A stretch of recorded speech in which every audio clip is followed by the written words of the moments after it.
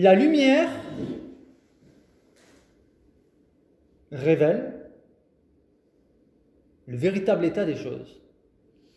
La lumière révèle la poussière, la saleté. Lorsque vous entrez dans une pièce obscure, eh bien, vous voyez selon l'éclairage apporté. Voici que les lumières sont allumées et vous voyez l'état. Il y a un parallèle avec la lumière divine. Plus nous nous approchons de Dieu, et plus nous prenons conscience de la saleté du péché. Je vais commencer par une première lecture dans le livre du prophète Zacharie, le chapitre 3, les versets 1 à 7. Il s'agit d'une vision que Zacharie a eue concernant un souverain sacrificateur du nom de Josué. Rien à voir avec le Josué qui a été mené bataille à Jéricho. Là, c'est Josué, le souverain sacrificateur, c'est bien plus tard. Je lis. Donc, il raconte la vision qu'il a eue. Il me fit voir Josué, le souverain sacrificateur, debout, devant l'ange de l'Éternel, et Satan qui se tenait à sa droite pour l'accuser. L'Éternel dit à Satan, que l'Éternel te réprime, Satan. Que l'Éternel te réprime, lui qui a choisi Jérusalem. N'est-ce pas là un tison arraché du feu? Il parle de Josué. Or, Josué était couvert de vêtements sales, et il se tenait debout devant l'ange. L'ange, prenant la parole, dit à ceux qui étaient devant lui, « ôtez-lui les vêtements sales. » Puis il dit à Josué, « Vois, je t'enlève ton iniquité, et je te revêts d'habits de fête. » Je dis, « Qu'on mette sur sa tête un turban pur. » Et ils mirent un turban pur sur sa tête. Et ils lui mirent des vêtements. L'ange de l'Éternel était là. L'ange de l'Éternel fit à Josué cette déclaration. « Ainsi parle l'Éternel des armées, si tu marches dans mes voies et si tu observes mes ordres, tu jugeras ma maison et tu garderas mes parvis, et je te donnerai libre accès parmi ceux qui sont ici. » Première étape, la lecture du texte. Deuxième étape, je vais m'efforcer, avec la grâce de Dieu, de vous partager ce qui, moi, m'a interpellé, ce qui me paraît édifiant, car il y a ce que le texte dit, et il y a aussi ce que le texte nous dit, ce que Dieu veut nous dire à travers ce texte, à chacun individuellement. Le contexte, tout d'abord, il s'agit là du contexte du retour de l'exil babylonien, avec une restauration du peuple d'Israël, une reconstruction du temple et la sacrificature qui est remise en place. Ce qui me saute aux yeux, c'est qu'il s'agit là d'un haut fonctionnaire religieux, le souverain sacrificateur, qui avait la responsabilité, la charge, le devoir, entre autres, une fois par an, d'entrer dans le lieu très saint. Lui seul y avait accès, pour faire l'expiation des péchés du peuple. Donc, ce haut fonctionnaire religieux, il s'avère que lui, qui a cette charge, cette fonction de faire l'expiation des péchés du peuple par des sacrifices, est lui-même sale. J'aimerais rappeler que d'après Apocalypse, chapitre 1, verset 6, Dieu a fait de nous un royaume de sacrificateurs. Lui, Jésus, est notre grand souverain sacrificateur, mais nous sommes tous devenus des sacrificateurs par notre intercession pour les uns pour les autres, par les œuvres de miséricorde, parce que nous nous plaçons entre Dieu et les humains pour leur annoncer l'évangile et pour présenter leur cause devant Dieu. Personnellement, je me suis retrouvé dans le personnage de Josué. Parce que comme je l'ai dit en introduction tout à l'heure, plus nous approchons de la lumière, plus nous fréquentons Dieu, plus nous apprenons à le connaître, plus nous sommes confrontés à sa lumière et à sa sainteté, et plus nous prenons conscience de nos péchés, de nos faiblesses, de nos manquements. Il y a de quoi être accablé, mais non, nous allons le voir. Il y a de quoi surtout espérer. Cela nous permet de rester dans l'humilité, car nous savons où mène l'orgueil. Nous avons vu où cela a mené Satan, Lucifer, l'orgueil, terrible. Être conscient de nos péchés nous garde dans l'humilité, nous permet d'avoir compassion des autres pécheurs et de ne pas adopter cette attitude des religieux qu'étaient les pharisiens, qui jugeaient Jésus et qui jugeaient les gens de mauvaise vie, se croyant meilleurs. Celui qui est conscient de ses propres péchés, ce qui n'était pas le cas de ces religieux-là, eh bien celui qui est conscient de ses péchés, il reste humble. Et il peut être efficace au service du Seigneur.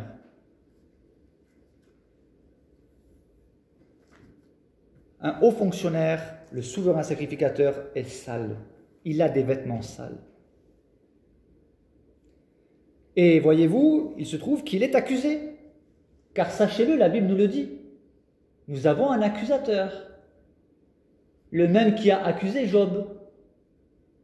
Le même qui nous tente, qui nous pousse à pécher, puis qui, une fois tombé, nous dénonce et nous accuse devant Dieu. Il est l'accusateur. Et bien qu'il soit appelé le père du mensonge, il n'a pas spécialement besoin de mentir nous concernant. Parce que par nature, nous sommes pécheurs et nous pouvons tous être accusés. Oh, peut-être pas forcément aux yeux des frères et sœurs, mais le Seigneur, lui, connaît tout de nous. Et Satan, qui n'est pas Dieu, mais voit les actes que d'autres ne voient pas. Il ne connaît pas nos pensées, c'est réservé au Seigneur. Mais il n'a pas besoin de voir nos pensées pour constater nos péchés, n'est-ce pas? Nos paroles, nos mauvaises actions, ou l'absence de bonnes actions lorsque nous avons l'occasion d'en accomplir. Donc Satan accuse Josué. Il ne manque pas non plus d'arguments donc à faire valoir devant Dieu contre chacun d'entre nous. Et pour cette raison, l'apôtre Jean a écrit, il rappelle une chose importante, nous avons un avocat, un défenseur auprès du Père. Qui donc est cet avocat? Jésus-Christ le juste. C'est dans la première lettre de Jean, chapitre 2, verset 1.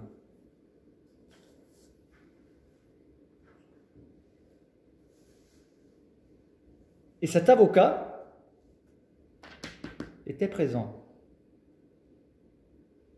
lors de cette session extraordinaire,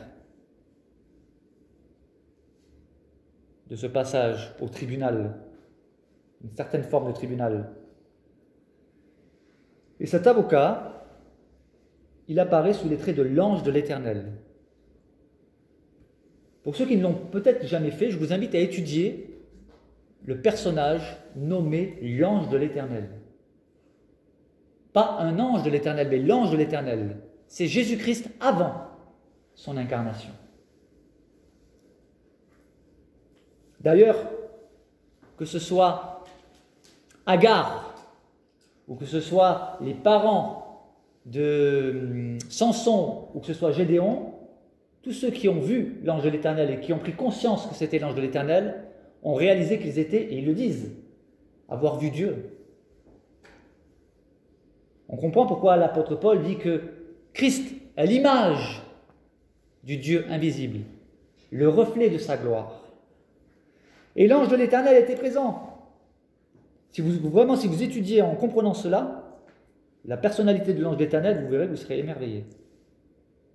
Même à un moment donné, son nom va lui être demandé par les parents de Samson, par Manoach notamment, qui va demander « Mais quel est ton nom ?» Il s'adresse à l'ange de l'Éternel. Et l'ange de l'Éternel lui dit « Pourquoi veux-tu connaître mon nom? Il est merveilleux. » N'est-ce pas? C'est une petite parenthèse. Enfin, une grande parenthèse. Cet avocat justificateur de Josué n'est autre que l'ange de l'Éternel. Parce que le texte nous dit que Satan se tenait à la droite de Josué pour l'accuser. Et écoutez bien ceci. L'Éternel dit à Satan, écoutez bien, c'est l'Éternel qui parle. En fait, souvent dans le texte, vous verrez que l'ange de l'Éternel est décrit aussi comme l'Éternel. L'ange de l'Éternel dit à Satan que l'Éternel te réprime, lui qui a choisi Jérusalem. L'Éternel lui dit que l'Éternel te réprime. Quand il y a des personnes qui vous disent que la Trinité, c'est quelque chose qui a été inventé après le concile de Nicée. Je ne sais pas, vous avez déjà entendu cet argument?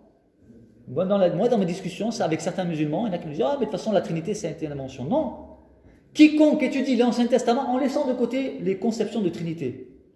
Vous étudiez l'Ancien Testament et vous essayez de comprendre, mais qui est l'Esprit de l'Éternel? Qui est l'ange de l'Éternel?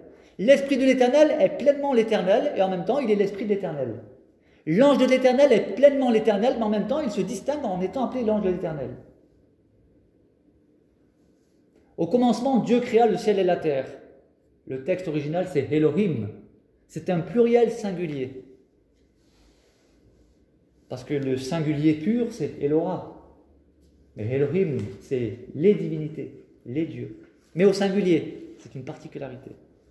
Et là, nous voyons que l'Éternel s'adresse à Satan en disant que l'Éternel te réprime. C'est le Fils qui s'adresse à Satan en disant que l'Éternel, mon Père, te réprime. Déjà, il remplit la fonction d'avocat. Il est déjà dans une fonction d'avocat et de justificateur. Et c'est ce même justificateur qui plaide pour nous. Je ne sais pas pour vous, mais moi je suis loin d'être irréprochable. Et je suis heureux d'être au bénéfice de cet avocat d'office divin.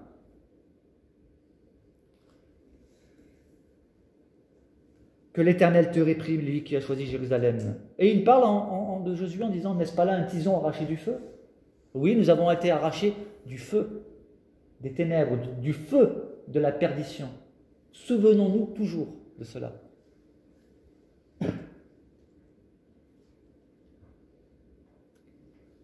Josué était couvert de vêtements sales. Il nous accuse sur des péchés réels. Est-ce que nous nous trouvons des excuses ou est-ce que nous reconnaissons nos péchés? Vous avez des personnes, c'est pas ma faute. C'est pas ma faute si je suis comme ça, c'est parce que dans mon enfance, c'est pas ma faute, c'est parce que voilà, c'est mon éducation, c'est mon quartier. Alors il est vrai qu'il y a des circonstances atténuantes.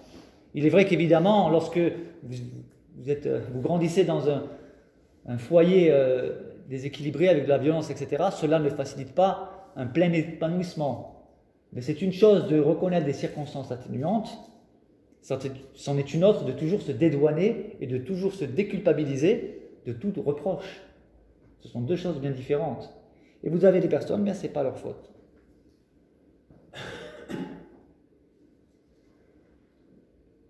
Celui qui s'élève sera abaissé, a dit Jésus. Celui qui s'abaisse sera élevé. Si nous confessons nos péchés, nous dit la Bible, le Seigneur est fidèle et juste pour nous pardonner. Mais il faut les confesser. Confesser, ça demande de l'humilité. Reconnaître.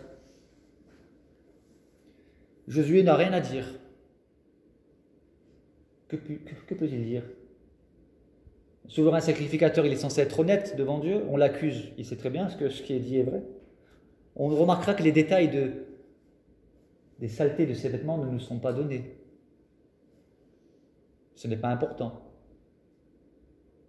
Ce qui est vrai, en revanche, c'est qu'il est sale. Ses vêtements sont sales, c'est l'image du péché.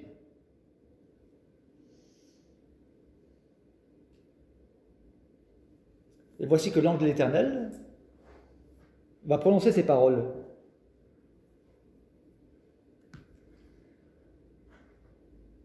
Ôtez-lui les vêtements sales. Sur la base de quoi l'ange de l'Éternel peut-il affirmer ceci?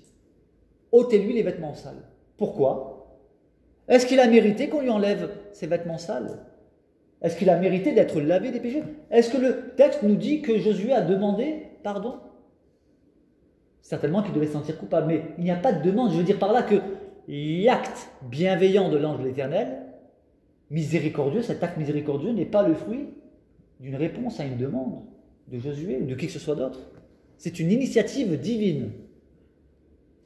Cela nous rappelle ce verset tellement connu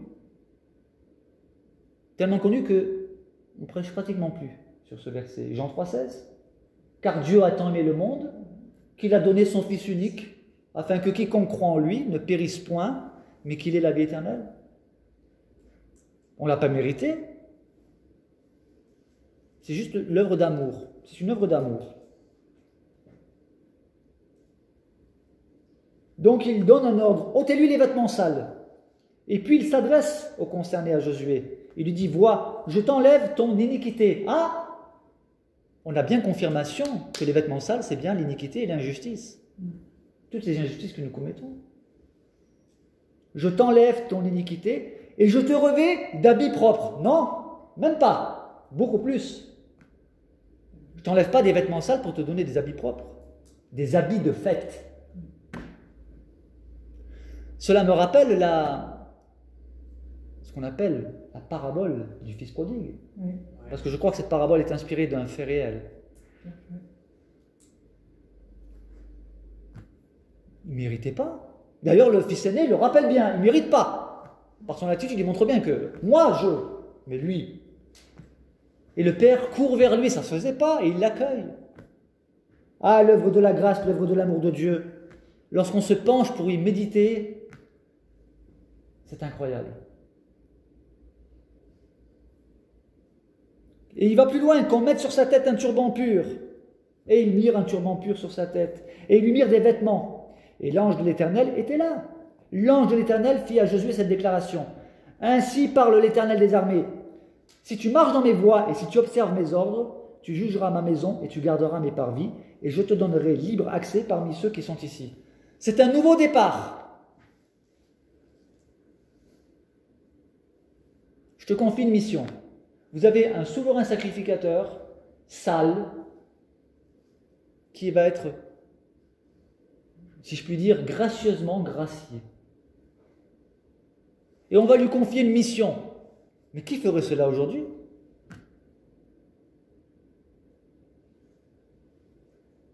Aujourd'hui, on dirait non, il n'a pas été fidèle. Il ne mérite pas. Pierre, vous auriez accordé une seconde chance, vous, à Pierre, si nous ne connaissions pas l'histoire du relèvement de Jésus? Comment Jésus l'a relevé? Enlevons nos connaissances de cette histoire. Arrêtons-nous au reniement de Pierre. Essayons de faire abstraction de ce que nous savons de la suite. Vous vous accorderiez une seconde chance à Pierre? À la limite, vous l'accepteriez peut-être, mais vous lui confieriez une mission comme le Seigneur lui en a confié une. Ah, retourne bien. Je ne suis pas certain.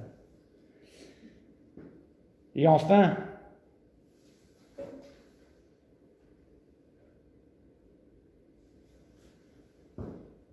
pour conclure, prenons le temps de nous arrêter à méditer sur, premièrement, la sainteté de Dieu, méditer aussi sur notre propre état, où est-ce que nous nous positionnons, et surtout, avoir en vue la possible rédemption, et le relèvement, et surtout les encouragements, pour celui qui se sent accablé par ses péchés. Accablé, même pas forcément par des péchés précis, mais par simplement le constat de sa nature pécheresse. Comme Paul disait, « Misérable que je suis, qui me délivrera de ce corps de mort ?» Paul, le grand apôtre Paul.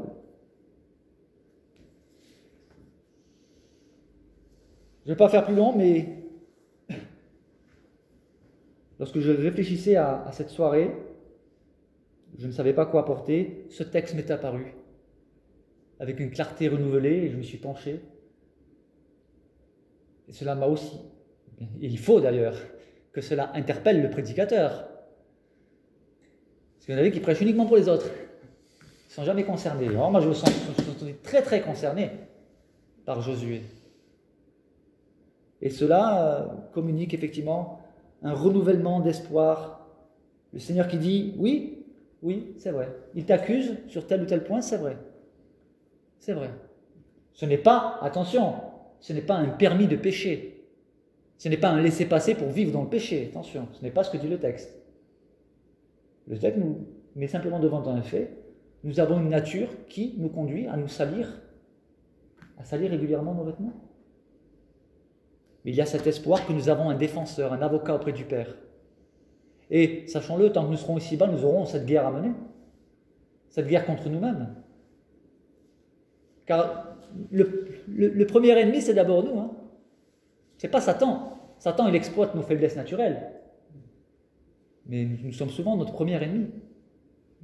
Et lui, il exploite justement nos faiblesses de caractère, nos mauvais comportements, nos tendances, nos addictions, que sais-je encore, pour nous accuser à juste titre. Et le Seigneur n'a de cesse de prendre notre défense, car il est notre défenseur, sans quoi nous serions perdus, n'est-ce pas?